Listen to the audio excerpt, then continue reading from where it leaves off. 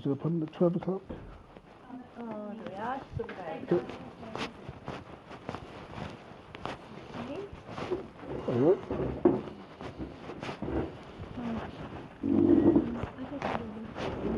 I'm Grace. I work for the Community for Works Plus programme, so it's just giving you assistance back into work.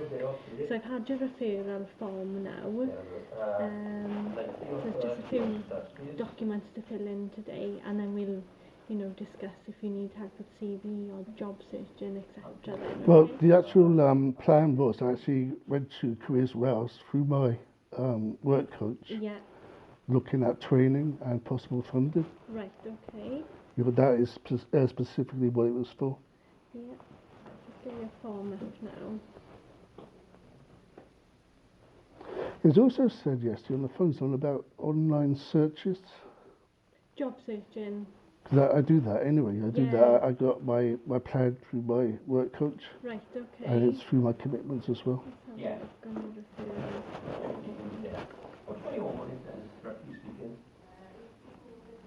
Okay. Yeah, it says on your form that you're looking for retail, warehouse and production. That's it, yeah. Okay.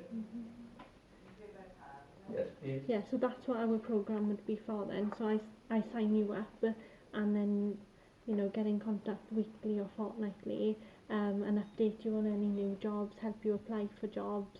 So yeah, that's what our programme would assist you with then. So it's nothing about training or funding? Or? It depends what, obviously, retail and on your form for the, what is it now? Obviously retail, there isn't retail courses as such, if you... Well, I've got plenty of experience in retail anyway. So as I can see... What it actually was, I mean, I was discussing with the actual vacancies coming up with my work coach at the time, and I was saying there's a lot of warehouse work coming up. Now, I've got picking experience, Right. I've got obviously palletising experience, Okay. but what I don't have is forklift experience or a forklift licence, and a lot of positions at the time were specifically asking for that. So this is what I mentioned to my work coach, and this is what made my work coach then refer me then to Careers Wales, and obviously now to yourself. Yeah. So we do provide funding, but obviously we've got to see commitment from yourself to the programme, because obviously courses aren't cheap. So it's not a case of coming in and I'll give you the licence straight away. We've got to work towards it. So it is a possibility. Obviously I can't guarantee it at this stage, because the way it works then, we build up a case to then send to a manager, and then she'll authorise it or not, So it is possible, right. But obviously we'll have to go have a few sessions, appointments, go over everything, and make sure it is the course you want to go ahead with. We'll fill out the forms first.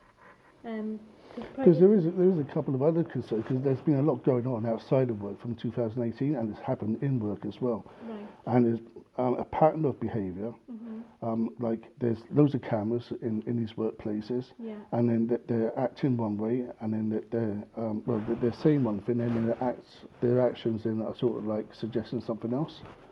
Right. And then in my last job in the go-up, obviously I went for the interview. I was given the position. I was asked to come up the same day to fill in forms, etc. Now she took photographs of my national insurance number, my birth certificate. She did it on her handheld device, had me sign the handheld device. She then went on to take personal photographs on her mobile phone. I got no idea as to what I signed on this handheld device, and then later on, the head office is telling me that they haven't had my national insurance number, and yet she's taken my national insurance number, the actual photograph of the document, on this handheld device, and also on her mobile phone, and yet head office is saying that they hadn't received it. Right. So alarm bells are ringing to me. What did I sign? And what has she done then with the photographs of the documents that she took?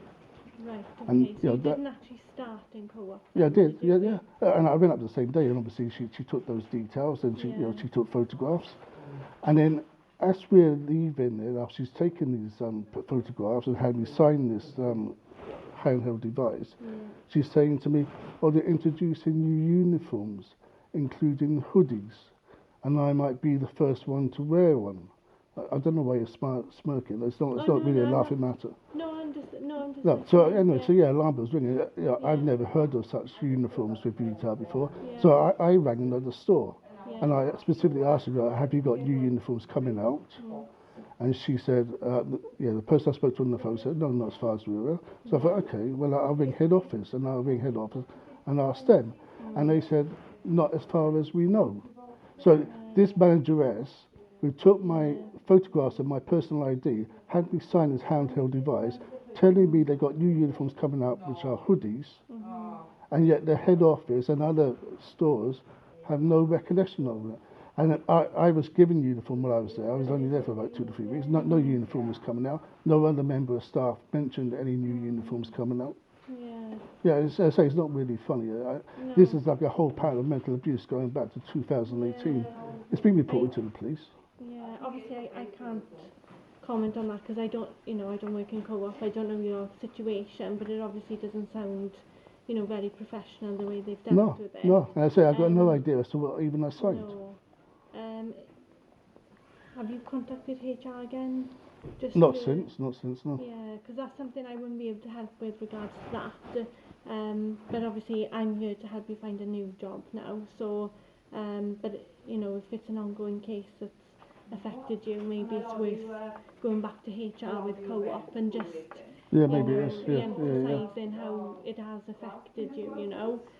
But as you can understand, I can't really comment on it because I'm not linked to co-op or so. But so my role is to obviously help you just to get a new job and possibly look at the forklift license then, okay? Right. So we just fill a few forms in. Right. So could you just confirm that information is correct? And your mobile number.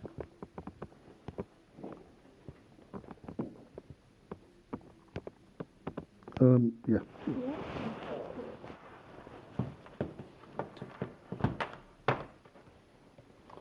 Oh, so does this gentleman here work here, or is he? Yes, he does. Richard, Okay. yeah. So it's just when I came in, he's here holding his nose, and it's another pattern that I've been experiencing back to 2018. That's why I asked. Oh no. Sorry, what was it? You hold my nose? Yeah, you went like that when I was coming in. Did I? Yeah, you did. Not at you. No, okay. Well, you did though. You did though. Okay. Let's start with filling these forms in then. So what's your preferred language of communication? English, please. Okay.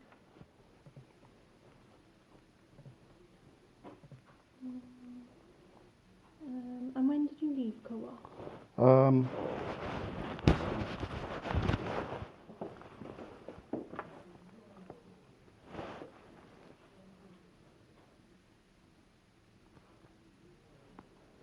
To be honest, all this information was given to Careers Wales. Okay, and regards to qualifications, do you have any qualifications? I got GCSEs.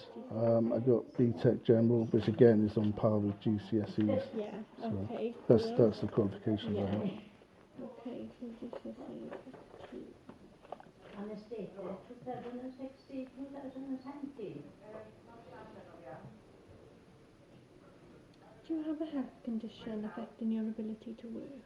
No, not that I'm aware of. Okay. Any disability? Not that I'm aware of. Okay. Do you have any care or childcare responsibilities? Nope. Do you understand Welsh? No, I understand little bits, but yeah, not enough to sort of like piece a sentence together and understand it. Yeah. Obviously don't speak Welsh then? No. Okay. Can you read a bit of Welsh or? Again, just the words that I know. Yeah. Okay, cool.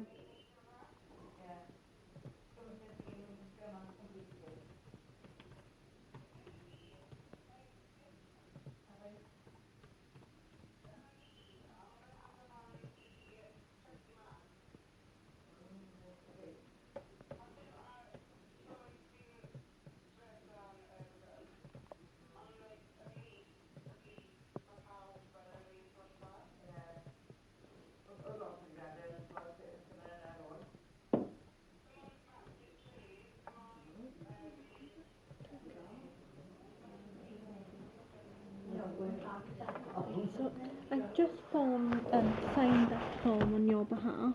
It's just to say that I'll ask your permission to give any details to any employers, etc. Right, yeah. But as I'll be working with you, we'll be discussing that anyway. Okay.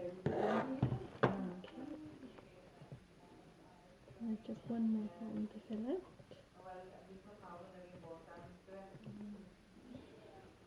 So this is all just tied to for looking for work? Yeah, so obviously to enrol you onto the programme, I have to have these forms. Sorry, am I keeping you? I know you looked at your watch. Oh no, I didn't look. No, I can take it off. There's no problem. So it just it highlights every time it detects movement. It lights up. So no, I haven't been looking. Okay. No, I've got plenty of time. So let's have a look. Yeah, so obviously I've got to fill these forms out for Welsh Government to enrol you onto the programme. So yeah, so it's a thing that has to be done with every client, okay?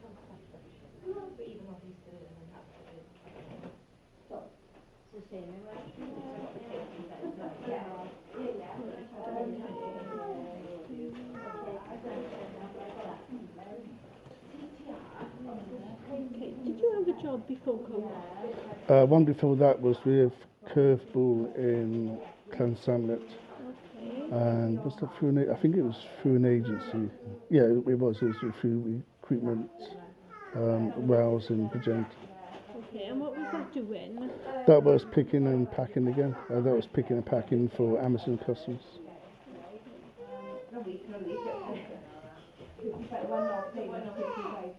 Would you know the date by any chance? Cool. Check now.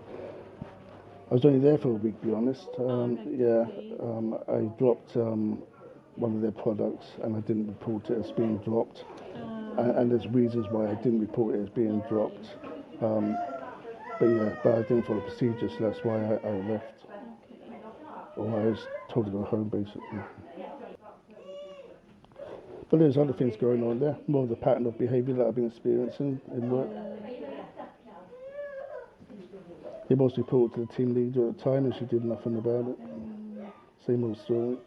It's sad to hear, employers aren't looking after their staff properly. These ones were, but then again, as I say, it seems to be like an external body that are responsible for it. Yeah. And to give you an example, I was working for FBI. Okay. Again, that was through an agency. I started there. When I started there, everything was great. The team leaders would be praising you for a job well done. And then it suddenly changed. There was an influx of people into that premises, into the workforce there. Surplus to requirements. There was bodies absolutely everywhere. Seemed to be just standing around doing nothing. And then because I was just shaking your head there. And then and in between this, we're like stacking boxes, and a couple of times they would, pass, and then the boxes would topple on top of me, and then they'd be encouraging the team leaders to sort of single me out. And then one particular night, because these team leaders weren't having any of it, one particular night they took over 2 production lines. There was 4 production lines run at the time. Same product on each production line. They took over 2 production lines, ground them to a halt by weighing every single product. All the time the other 2 production lines were still in operation unhindered, but they took over 2 production lines, weighing every single product going on that production line, grinding it to a halt, obviously costing the company who knows how much money. And then after that night, then they were bouncing the team leaders and the supervisors around like ping pong balls. They were allowed to do basically anything that they wanted, manipulating the supervisors and the team leaders, singling people out. It created a culture of bullying in that premises, and the leavers who leave feedback after leaving there ties in with the actual time frames, because until these people infested the place, there was no culture of bullying. And after they were there, and after this taking over the 2 production line, there's a pattern of people then reporting their experience in that workplace, saying there's a culture of bullying, or they've experienced bullying. When I first went there was none of that. The team leaders, the supervisors would be there. They'd be praising you for your job well done. They would recognise that you're going out of your way to work. Respect you, isn't it? Exactly, and then all that changed after these people infested the place and took over 2 production lines, costing that company X amount of money so that they could bully these people any which way that they want, to single people out like myself, and then that transcended into a culture then that they left behind, which is probably still going on today, and it's certainly reflected in those employee reviews. You just think, you know, what's a HR doing, isn't it? When you've got No, it's not many HR. Well, yeah, I mean, they're letting these people in. Yeah. And there's a pattern of it from workplace to workplace to workplace. It started with Tesco's. Tesco's, the manageress there was great. She did an absolutely amazing job there, keeping the employees there, the workforce in place, upholding standards, not allowing them to partake in work time to these people's directions, etc., etc. And there were employees doing it, and they were doing it outside the clocking in times, and that just proves the point. And then these people were coming on to me in the car park, trying to cause a division in between me and the manageress, trying to get me to say things against her, so that probably they could go to her and say, "Oh, he's saying this, that, and the other about you," so that they could, start manipulation and get people to do things actually in work time. But I say she did an absolutely amazing job. I got nothing but respect and admiration for her, because to do that, and the amount of people that, the diverse amount of people she's got working under her, and to uphold those standards, and she is probably the only person that I've experienced from those workplaces who's actually done that. As far as the integrity of all the others. It's not a nice experience for you at all, especially within. Oh, it's mental abuse, and the police seem to be doing nothing about it.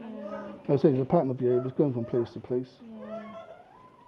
It's not ideal or the experience anyone would want in a job, isn't it? So, oh gosh, that's not good at all. And it costs the company money. Bullying.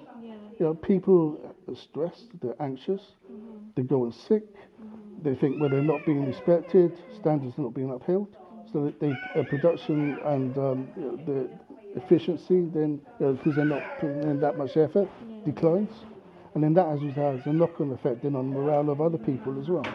You'd think HR and management that's what they train. Well, you would think that they would sort of like draw a line and say, no, you're not going to introduce bullying into the workplaces. You can, there's a door, go quicker than you came in, basically. That's certainly the approach that I would take. Yeah, definitely. Well, it should be the approach everywhere, isn't it? Yeah, couldn't agree more. Do you have a driver's license? No.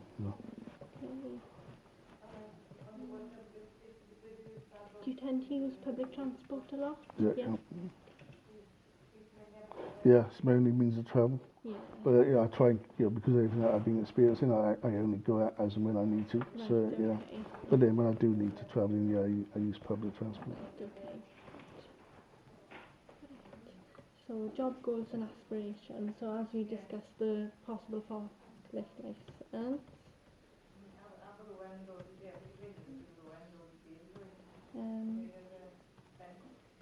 Would you be happy to go back into retail if a job came up in retail? Yeah, sure. Yeah. Or warehouse production, was it? Warehouse work and production as well, yeah.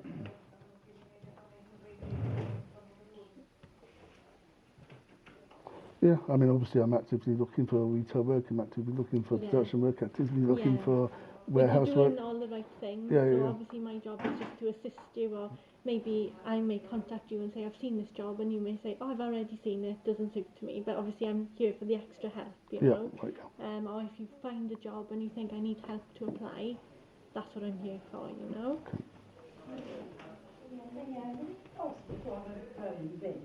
I can get rid of all that first. We don't keep them here anymore. Those forms filled in for you. Do you have a CV at all?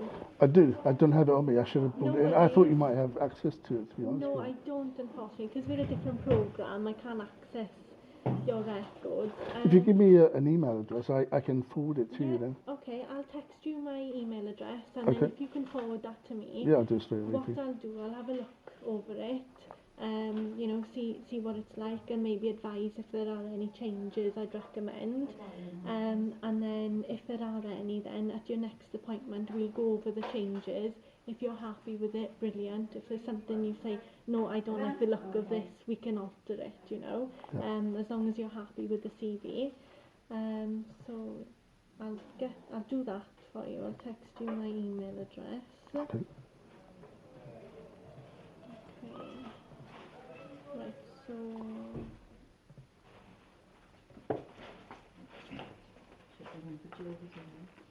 Maybe. so we'll do that. I'll book you in for your next appointment with myself, if that's okay. Yep. So,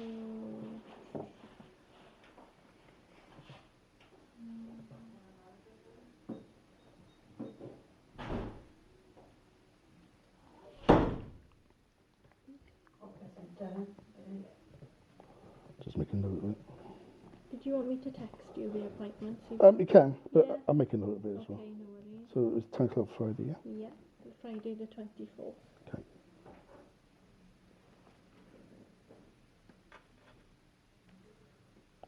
And here, yeah? In the hub? Yeah, Okay. please. So by then, obviously, hopefully you would have sent over your CV. Yep. I'll have a nose at that. And then also I'll do some job searching for you. And then we'll go from there.